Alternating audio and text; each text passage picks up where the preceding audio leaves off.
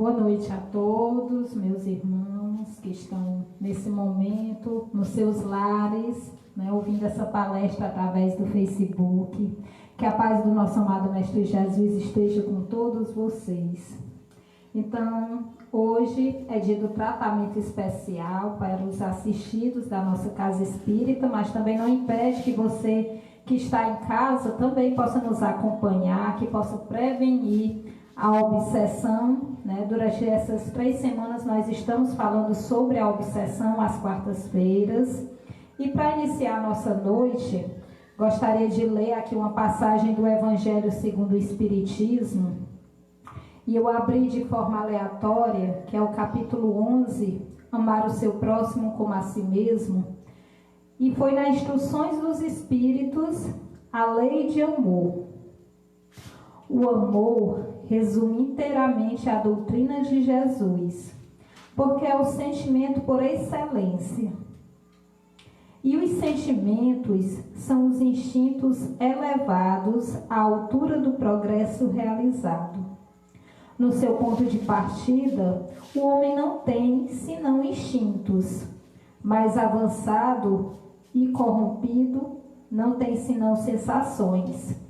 Mais instruído e purificado, tem sentimentos. E o ponto delicado do sentimento é o amor.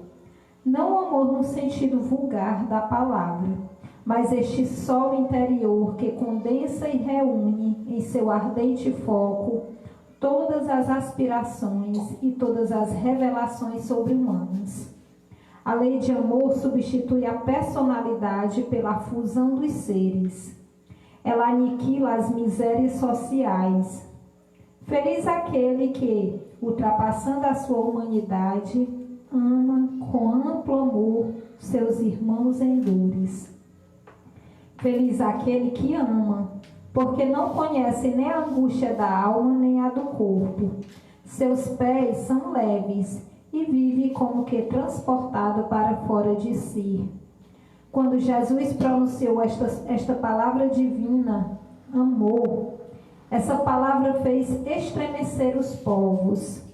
E os mártires, ébrios de esperança, desceram ao circo. Então, é com essa mensagem lindíssima do Evangelho segundo o Espiritismo que eu convido a todos para fazer a nossa prece inicial. Depois da aulinha, a gente tem o passe e a fluidificação da água. Então, eu acredito que todo mundo já está preparado.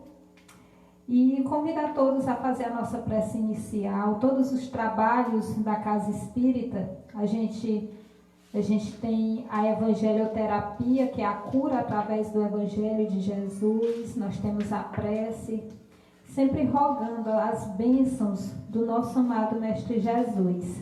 Então, assim, quem se sentir à vontade, pode fechar os olhos. Vamos nos concentrar, vamos esquecer os ruídos, o barulho exterior.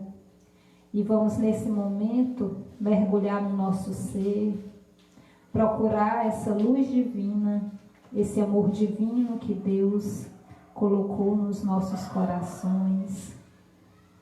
E vamos sentir a paz que Jesus nos deu. Amado Mestre Jesus, nos abençoe, nos instrua e nos intua sempre no caminho do bem. Assim seja, graças a Deus. Então, o tratamento espiritual, são 3 aulinhas através da Casa Espírita, e quem está fazendo o tratamento, como também quem não está, teve a oportunidade de conhecer mais sobre a obsessão. Durante essas 3 semanas, hoje a gente vai finalizar essa 3ª etapa. A gente falou muito sobre a obsessão, que a obsessão é o quê? É um pensamento que o espírito obsessor ele nos imprime a nossa mente. E esse pensamento, é um pensamento repetitivo, ele se dá pela repetição. Então, se nós acolhermos esse pensamento, daí se inicia o quê? O processo obsessivo. a gente conheceu também um pouco mais sobre o nosso obsessor, porque lá no início a gente viu que o obsessor ele pode ser um espírito mau, mas a Sueli Caldas Schubert, uma escritora mineira da doutrina espírita, e de uma forma bastante assim humanitária, ela vai nos dizer que o obsessor ele não é um satanás nem um demônio, não. Ele é um irmão que talvez foi infelicitado por nós em outra vida, e ele acha que é através da vingança que ele vai se sentir melhor. Então, esse irmão, ele tem sentimentos igual a nós. Quantas vezes nós não nos alegramos, né, com uma pessoa que nos fez algum mal e a gente vê que aquela pessoa está se dando mal na vida e às vezes a gente se alegra porque a gente acha que daquela maneira a gente está sendo vingado. A gente traz muito esse sentimento de vingança. Talvez nós já evoluímos um pouquinho, nós não somos mais capazes de nos vingar, mas nós ainda nos alegramos com a infelicidade dos nossos irmãos. E a gente viu também que o obsessor, se ele não for um inimigo de outra vida, ele pode ter sido alguém da nossa família, que às vezes ele quer estar ali perto da gente, ele ainda não compreendeu o seu desencarne, ele está ali apegado à casa, aos entes queridos, pode ser um pai, um marido, uma esposa, e às vezes ele está ali e a presença está nos prejudicando. Como também, esse espírito pode ser alguém que a gente nem conhece, que a gente atrai esse espírito através de quê? Através da vibração do nosso pensamento. A gente falou muito sobre a questão da importância dos nossos pensamentos serem positivos. Por quê? Porque nós atraímos os obsessores através do nosso pensamento. E principalmente a gente atrai o nosso obsessor através, né, das nossas dificuldades que a gente não consegue resolver direito ainda, das nossas imperfeições morais. E aí a gente listou na aula passada várias delas que depois ficou o exercício para que cada um de nós, quando a gente estiver lá com a cabecinha deitada sobre o travesseiro, a gente procurar fazer o quê? A reforma íntima. A gente procurar ver, será que eu tenho essa dificuldade? Porque são dificuldades, né? Todos nós trazemos dificuldades. Não existe nenhum espírito perfeito aqui na Terra. O único que a gente sabe é Jesus. Jesus passou pela Terra e nos deixou esse manual. É por isso que a gente tem a evangelioterapia, que é através do Evangelho de Jesus. Tudo está nesse manual que Jesus nos deixou, que é o Evangelho. Então, a gente tem o Evangelho que nos mostra a vida de Jesus, e Jesus ele não só falou, ele também exemplificou nas suas vivências. E nos mostrou que nós também somos capazes, que é um exercício. Então, nós vamos falar um pouco mais sobre a obsessão, como nós vamos nos libertar da obsessão. Nós já conhecemos como se dá a obsessão, nós já conhecemos o obsessor, nós já conhecemos como nós atraímos esses obsessores, e hoje a gente vai falar sobre a libertação, né, dessa escravização, que é uma escravização temporária do pensamento, né, a obsessão. Então, como nós vamos nos libertar? O Espiritismo, né, ele veio ensinar o processo de libertação. Isso quem nos fala é a Sueli Caldas Schubert. Ele está nos ensinando esse processo de libertação, que é o que nós estamos fazendo nessas 3 aulinhas. Né? A gente está aprendendo, né, a se observar e a nos libertar da obsessão. O modo de se libertar de todas as servidões inferiores. Então, Jesus, ele diz assim: eu sou a porta. A verdade vos fará livre. Então, qual é essa verdade? Essa verdade do Evangelho que eu mostrei para vocês. Né? Conhece a verdade e a verdade vos libertará. Então, é necessário que a gente conheça como se dá o processo obsessivo, que a gente compreenda, para que a gente possa se livrar, né, dessa servidão inferior. Quais são os meios de combater a obsessão? Primeiro, pelo fortalecimento da alma. Eu falei para vocês na semana passada, né, que o tratamento desobsessivo, ele é remédio moral. Quer dizer, você vai chegar no centro espírita, você não vai ver nenhum símbolo, nenhuma simbologia, você não vai ver imagens, você não vai ver ninguém vestido com roupas especiais, nem palavras mágicas e tantas outras coisas que às vezes a nossa mente, né, quem não conhece, quem nunca veio no centro espírita, acha que acontece dentro do centro espírita. Então você não vai encontrar isso. Mas a gente vai encontrar o quê? A gente vai encontrar principalmente, né, essa transformação moral que nós necessitamos fazer. Então, o fortalecimento da alma, para evitar as doenças, o que é que a gente faz? A gente vai lá no médico, né, a gente toma uma determinada medicação, a gente segue uma orientação que o médico nos passa de como tomar aquele remédio, como mudar a alimentação, e a gente faz isso. E aqui, né, a gente não fortifica o corpo, mas a gente fortifica o nosso espírito, né? E a fortificação do nosso espírito é através de quê? Através do estudo do Evangelho, através da informação.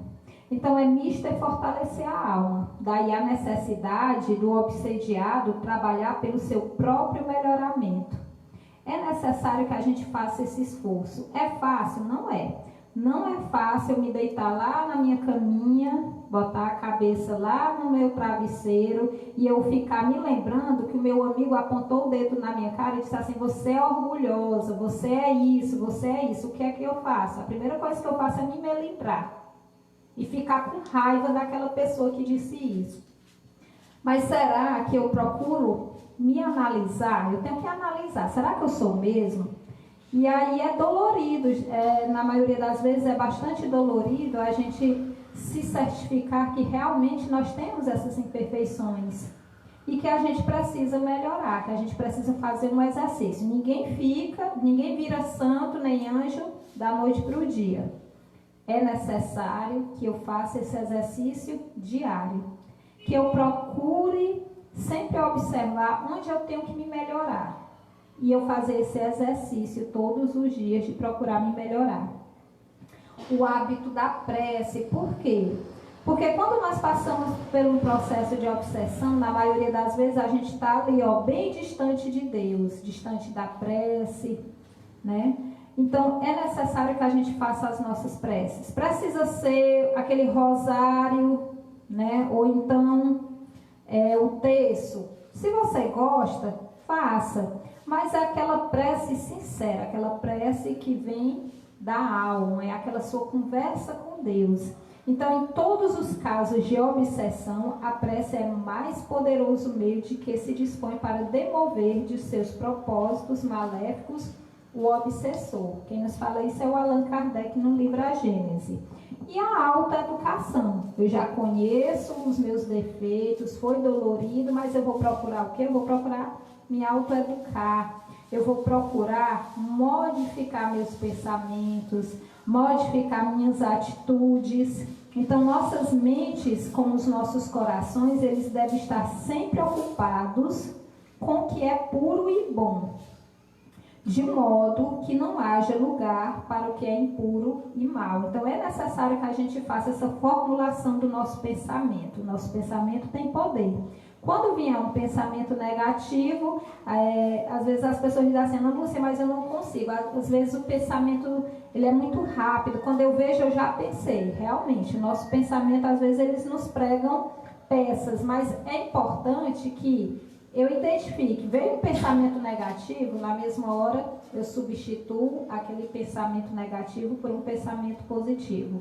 Veio uma tristeza, coloca lá uma música edificante, muda a vibração, procura uma pessoa alegre para conversar. A gente tem que mudar essa faixa do pensamento. É necessário que aconteça isso, porque senão você não vai se curar da obsessão. E o homem e sua vontade é muito importante, porque é necessário eu querer. A gente costuma dizer aqui na casa espírita que 80% do tratamento espiritual, né, o sucesso, 80% depende do paciente. É necessário que a pessoa tenha vontade. É necessário que eu queira me melhorar. A casa espírita entra com 20%. A gente dispõe o tratamento, né? A gente está aqui, a gente recebe as ligações, né? Nesse período de pandemia, que daqui a pouco vai passar e depois a gente vai retornar, né, às nossas atividades normais. Mas a gente recebe, a gente ouve, é passado o tratamento por uma pessoa que entende, né? Que entende, que estudou para isso. Mas é necessário o quê? Que a pessoa queira.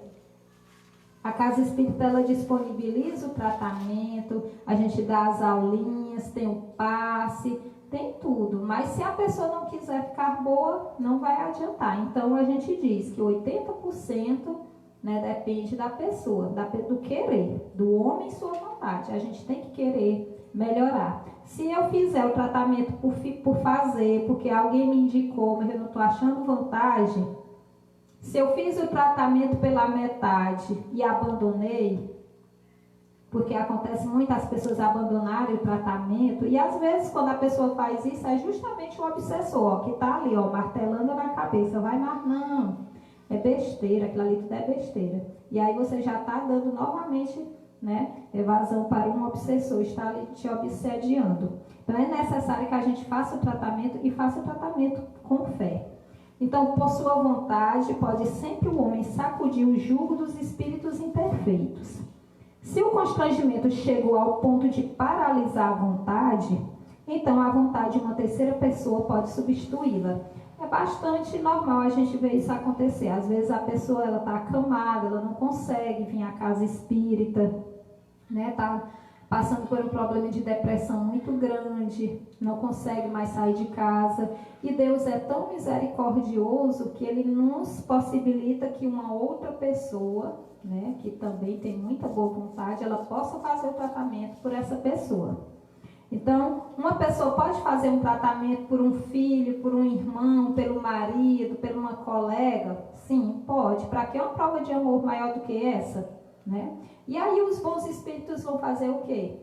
Aquela pessoa vai melhorar a ponto que ela mesma, né, vai ter vontade de terminar o tratamento, de fazer o seu próprio tratamento.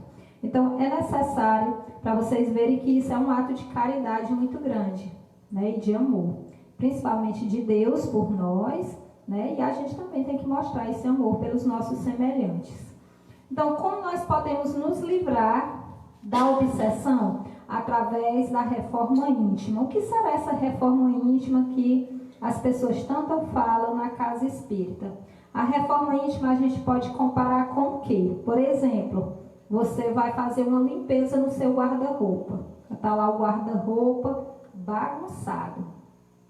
Você não sabe nem por onde começar, porque se você puxar uma peça de lá, ó, vai cair tudo na sua cabeça. Mas você sabe que é necessário fazer. Então você tem que ter coragem. Muitas coisas que você vai tirar ali do guarda-roupa naquele momento, você vai ver que aquelas coisas não precisavam mais você guardar. E essas coisas são o quê? São os sentimentos. Quantos sentimentos nós não nos apegamos a ele?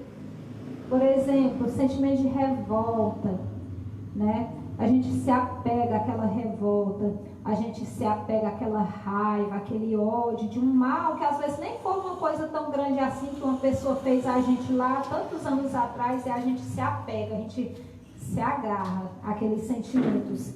Então é necessário que a gente faça essa limpeza, esse guarda-roupa que eu estou dando o exemplo para vocês, né?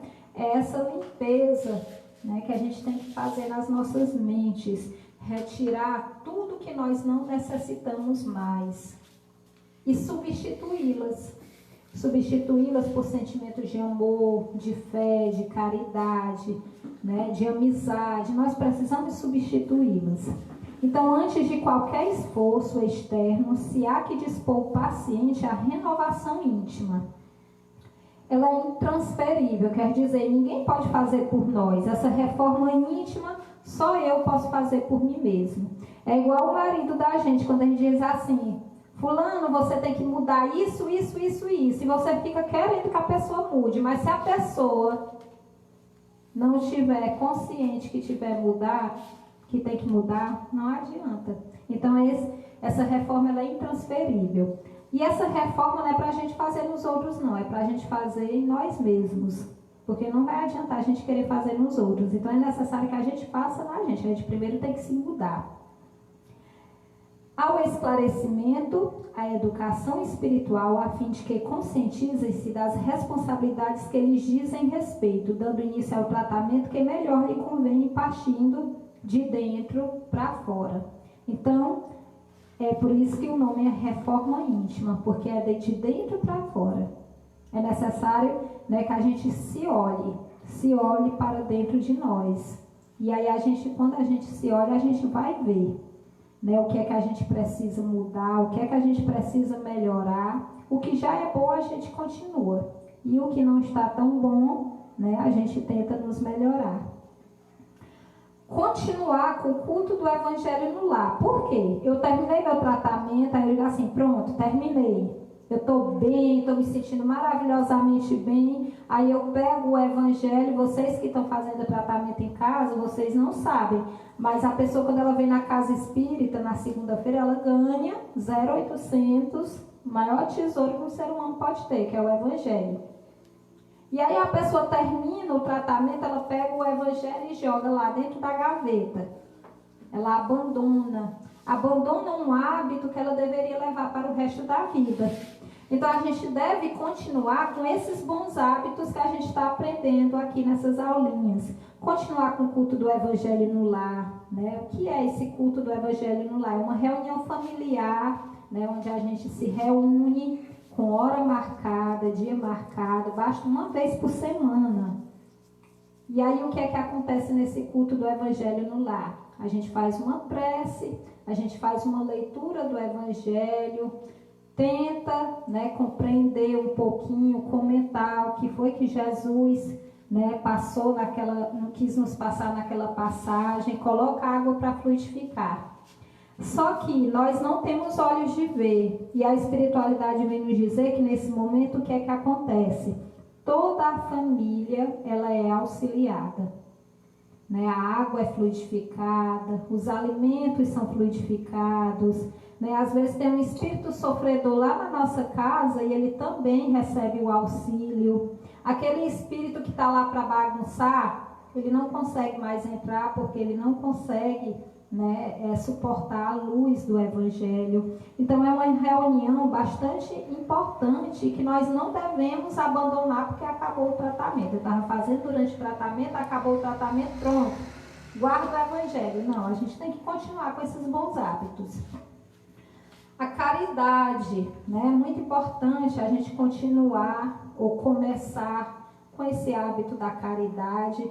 E a casa espírita, né, ela nos ajuda muito, porque aqui dentro da casa espírita, né, quem não sabe ou quem não consegue fazer a caridade, nós temos um grupo, né, que sempre está fazendo a sopa. Nesse grupo, o que é que a gente faz? A gente evangeliza as crianças, os adultos, é distribuída a sopa. Tem a campanha Alta de Souza, também, que quem quiser conhecer, né, a gente também faz ela todos os domingos. Então, a gente tem que continuar com a caridade. A gente tem que mudar os nossos hábitos.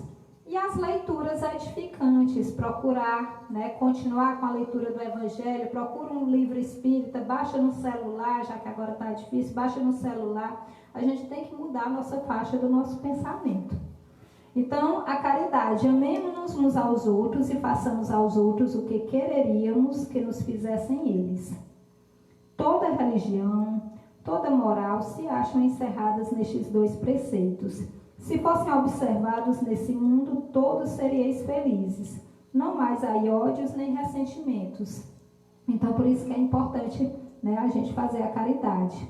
E as leituras edificantes, por quê? Porque o livro espírita é sempre amigo disponível para dialogar conosco, ensinando-nos o melhor caminho para a aquisição da paz e a felicidade que é a que aspiramos a encontrar. Então a gente tem, né, uma vasta composição de livros espíritas para quem deseja conhecer.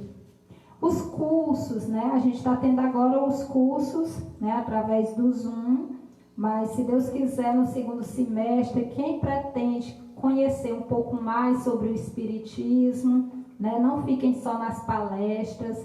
Tem o curso de noções básicas que vocês vão conhecer, né, muito sobre o Espiritismo. Então, efetivamente, não alcançaremos a libertação verdadeira sem abolir o cativeiro da ignorância no reino do Espírito. Quem aspire estesourar os valores da própria emancipação íntima, à frente do universo e da vida, deve e precisa estudar. Por que é que nós sofremos? Por que é que nós passamos, né, por obsessão? Porque nós ainda não nos espiritualizamos, nós não acreditamos em nada. A gente não tem nem ideia formada sobre o mundo, sobre o que nos espera. Então é necessário que a gente se conheça, que a gente procure se espiritualizar, estudar mais. A ação da prece também, né? Terminei o tratamento, vou abandonar a prece? Não, vamos continuar. A oração, por quanto desdobrada na ação superior, representa a psicoterapia antiobsessiva mais relevante, que está no alcance de toda e qualquer pessoa responsável de boa vontade. Quem nos diz isso é Manuel Filomeno de Miranda, no livro Painéis da Obsessão. Então é necessário que a gente continue com as nossas preces, sempre nos apegando a Deus, ao nosso Mestre Jesus, né, ao nosso anjo da guarda, para que ele possa, né, nos abençoar, nos acompanhar, nos livrar de todo o mal.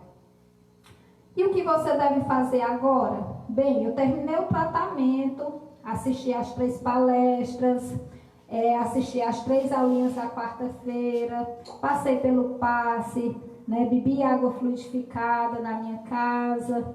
O que é que eu devo continuar a fazer? Então, agora você vai retornar na segunda-feira para você dar o resultado do seu tratamento. Quando a gente faz um tratamento médico, o que é que a gente faz? Né, tem um dia do retorno. Já está lá marcado, lá na consulta, seu retorno é dia tal.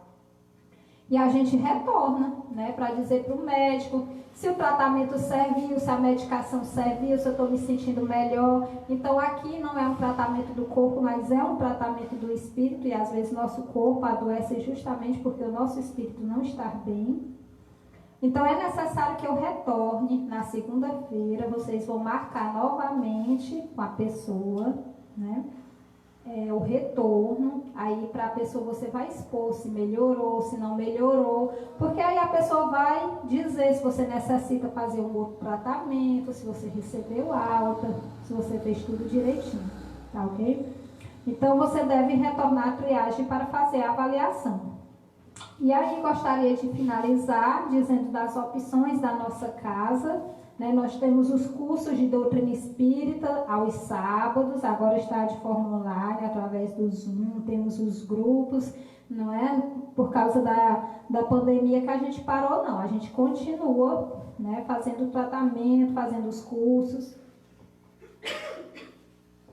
As reuniões públicas, elas continuam às terças-feiras, que faz parte do tratamento. Às sextas, a gente ainda tem as lives, né? Sempre tem uma pessoa diferente, trazendo um tema diferente para o nosso conhecimento. Campanha Fraternidade Alta de Souza, que eu já falei para vocês. E os trabalhos assistenciais, que é a sopa. Depois, quando a gente retornar, depois da pandemia, quem desejar conhecer, ou então vocês podem ir lá no site também, na nossa página do nosso Centro Espírita, lá tem muitas fotos da sopa, né, da alegria daqueles trabalhadores, né, servindo aos nossos irmãos. Então, para finalizar, aquele que encontrou Jesus já começou o processo de libertação interior e de desobsessão natural. Isso quem nos diz é um irmão nosso, Eurípides Bassanufo, que ele desencarnou justamente da pandemia da gripe espanhola, viu? Ele nasceu no dia 1º de maio, no dia do trabalho. E ele foi um médico que trabalhou com o Dr. Bezerra de Menezes nas curas. E olha só que bonito que ele fala sobre Jesus.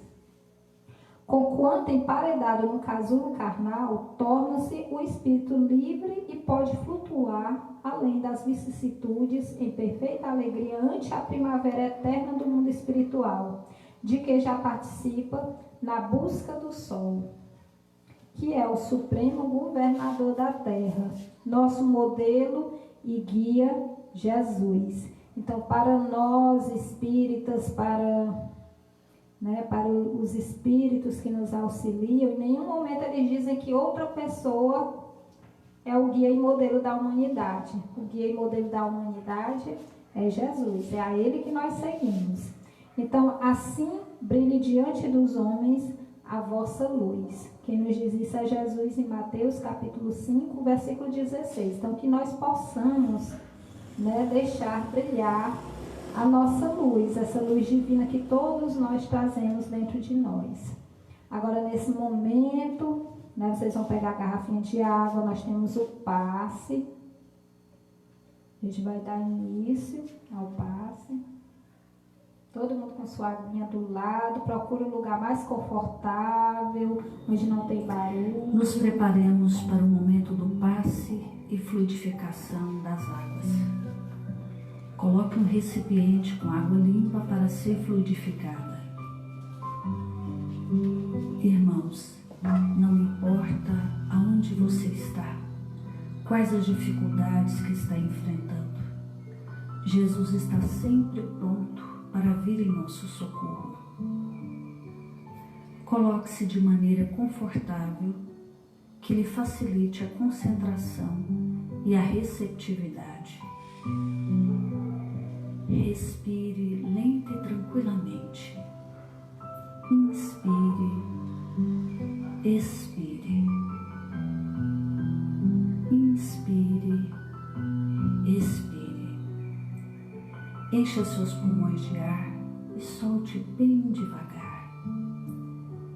Deixe que energias de tranquilidade e paz penetrem seus pulmões, circulem por todo o corpo.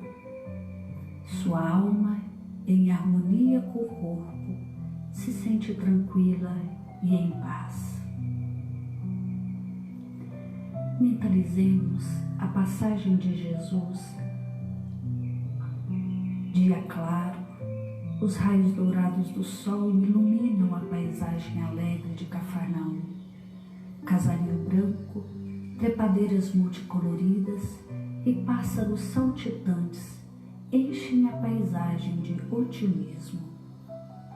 A notícia das curas atraía a multidão dos necessitados. Subitamente Jesus aparece, esguio e belo. A túnica desce-lhe até os pés. Ao pôr do sol, todos os que tinham doentes atingidos de males diversos traziam-nos, e ele, impondo as mãos sobre cada um, curava-os. Assim narra o evangelista Lucas. Mentalize Jesus se aproximando de você. Ele impõe as mãos amigas sobre a sua cabeça. Perceba que de suas generosas mãos cai uma cachoeira de águas claras e puras, vindas do seu amor a te banhar.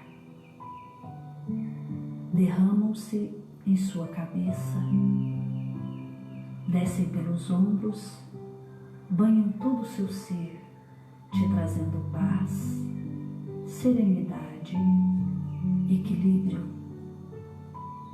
Limpam todas as impurezas e te pacificam. Sinta estas águas te banhando, limpando. Respire. Mentalize agora Jesus como sol diante de você. Sua luz, seu calor te envolvem. Sinta as energias curadoras que emanam do Cristo em sua direção. Ele ouve as suas preces. Confie nele. Seu amor é infinito e te acompanha e protege, oferecendo de tudo o que necessitas. Confie. Absorva as energias curadoras de Jesus. Sua luz te envolve. Sinta essas energias percorrendo todo o seu corpo. Sinta-se fortalecido e em paz. Senhor Jesus, divino amigo, estende as tuas mãos generosas, Senhor, e transforma estas águas em remédio para os nossos males físicos e espirituais. Guarda-nos, Jesus, em sua paz. Estende as vibrações de amor em benefício do meu lar, Senhor. Que aqui possa reinar a paz, a saúde, a tranquilidade. Nós lhe rendemos graças, Jesus. Fica conosco hoje e sempre. Graças a Deus. Faça uso da água fluidificada.